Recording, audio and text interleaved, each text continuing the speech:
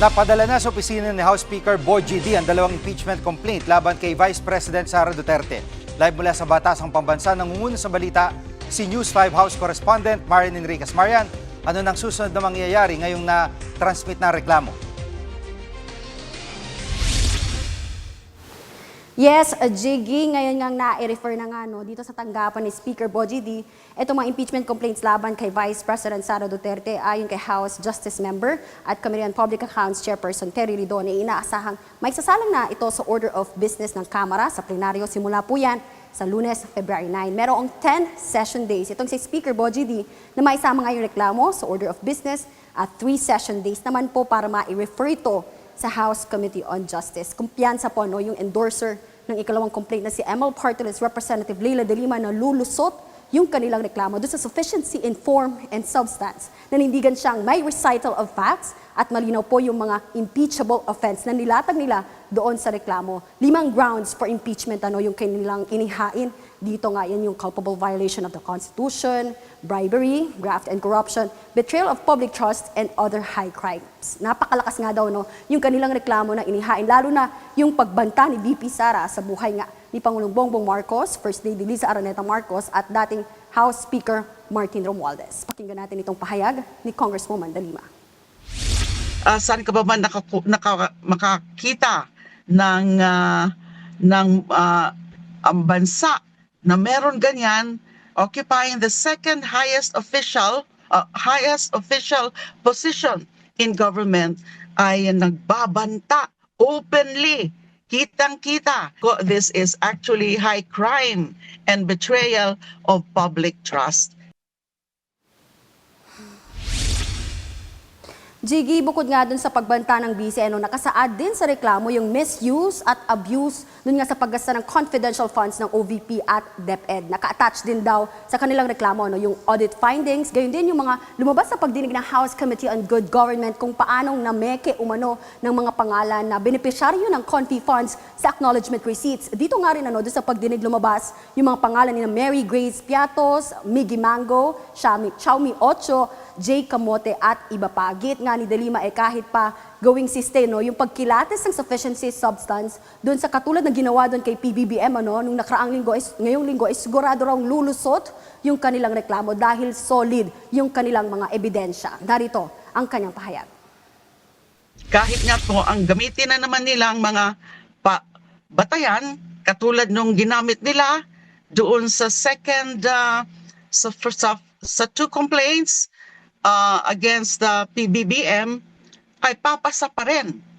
Even we don't agree na kailangan nilang tingnan na kaagad at make a cursory perusal of the supporting evidence. Kasi nga, lagi ko pong inuulit noon during the hearings ng dalawang complaint against PBBM, ang kailangan lang allegational sufficiency. At Marian, may naririnig ka pa ba diyang hahabol para mag-file ng impeachment complaint laban sa Vice Presidente?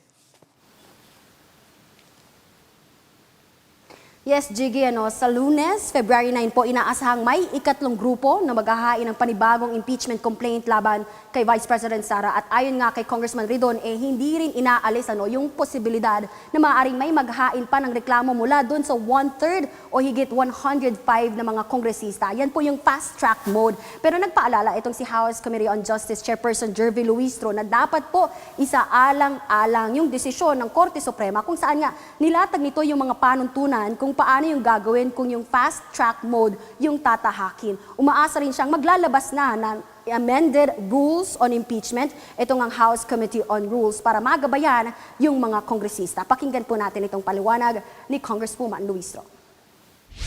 I am certain that the Committee on Rules will find ways to reconcile both the decision and the resolution of the Supreme Court on one hand and the independence of the House of Representatives with respect to the exclusivity of its authority to initiate all impeachment cases.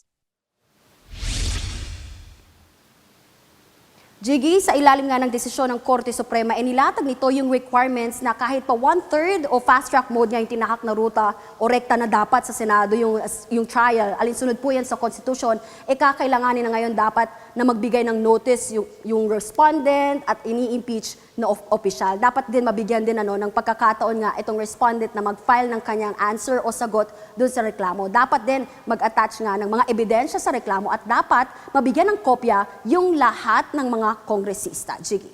At Marian, kaugnay ng impeachment complaints laban kay PBBM, totally, paano to? Patay na ba ito talaga?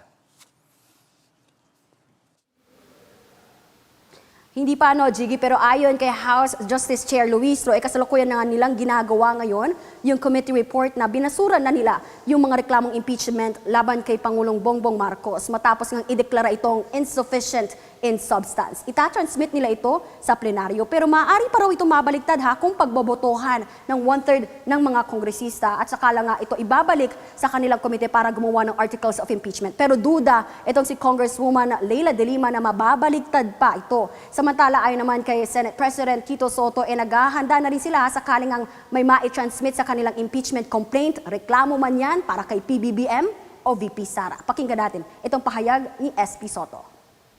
I am being briefed by some justices friends because I would want to concentrate on how to be the presiding officer of an impeachment court.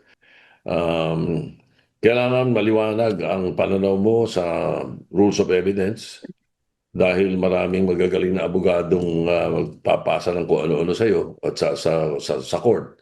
And then most probably I will suggest that we do Monday to Friday from 3 p.m. up sa impeachment court. Di pwedeng patagalin yan. Kailangan yan as soon as possible, the fastest way possible. Unfair to the public.